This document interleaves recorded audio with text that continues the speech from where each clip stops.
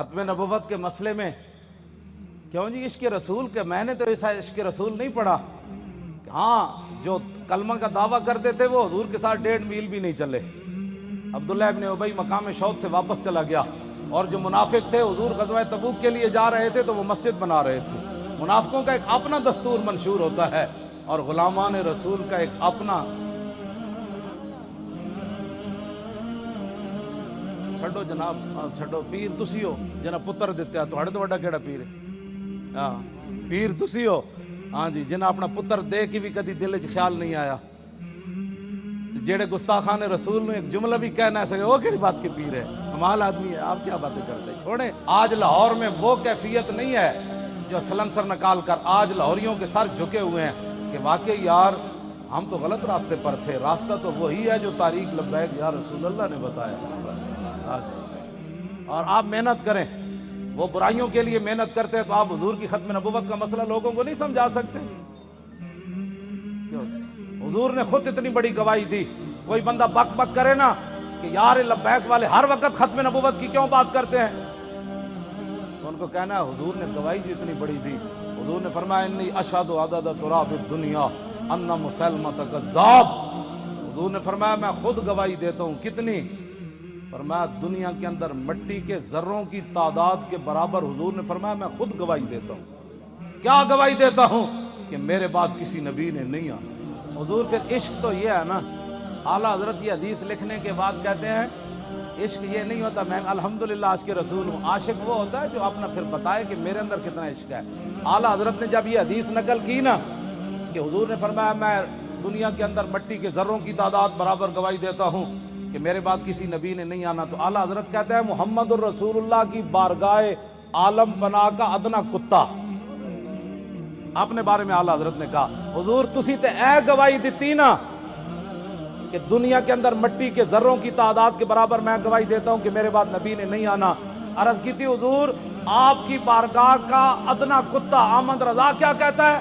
بے عدد انہائے ریگ و ستارہائے آسمان اور میرے ساتھ ملائکہ و سماوات والارض بھی اور حاملان عرش بھی گواہ ہے اور خود عرش عظیم کا مالک بھی گواہ ہے.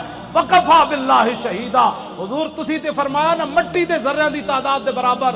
تو آپ کے دربار کا ادنا کتا احمد رضا کہتا ہے حضور دنیا کے اندر جتنی ریت ہے ریت کے ذروں کی تعداد کے برابر احمد رضا بھی گواہی دیتا ہے. یہ عشق ہے. میں بھی حضور کو خاتم النبیین مانتا ہوں. میں نے کہا یہ انداز ہے خاتم النبیین ماننے کا. حضور تسی تے مٹی دے ذرے دی تعداد دے برابر گواہی دیتی نا تے آپ کی بارگاہ عالم پناہ کا ادنا کتا احمد رضا کہتا ہے حضور دنیا کے اندر ریت کے ذروں کی تعداد کے برابر میں بھی گواہی دیتا ہوں. وستارہائے آسمان. حضور آسمان کے جتنے ستاروں کی تعداد ہے نا اس تعداد کے برابر احمد رضا گواہی دیتا ہے. اور جتنے آسمان اور زمین کے اندر فرشتے ہیں ان کی تعداد کے برابر احمد رضا گواہی دیتا ہے. اور وہ فرشتے جو اللہ کے عرش کو اٹھائے ہوئے ہیں ان کی تعداد کے برابر بھی گواہی دیتا ہے. تو یا رسول اللہ میں تنہا نہیں ہوں خالق و مالک بھی گواہی دیتا ہے آپ کے بعد کسی نبی نے نہیں. یہ تاجدار ختم نبوت تاجدار ختم نبوت تاجدار ختم نبوت.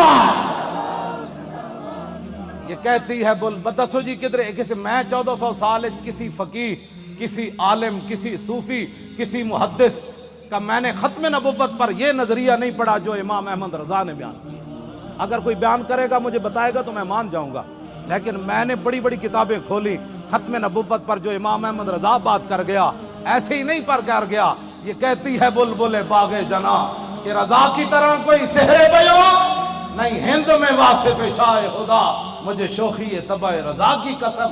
اعلیٰ حضرت کہتے ہیں مجھے اللہ نے اتنی اپنے حبیب کی مدح و سرائی میں اتنا قبول کر لیا ہے کہ جنت کے اندر بلبلیں جب ایک درخت سے دوسری درخت کی طرف جاتی ہیں نا تو یہ نغمہ ضرور پڑتی ہے کہ سب نے برے صغیر میں حضور کی عزت کی بات کی لیکن جو احمد رضا نے کی وہ کسی نے نہیں کی.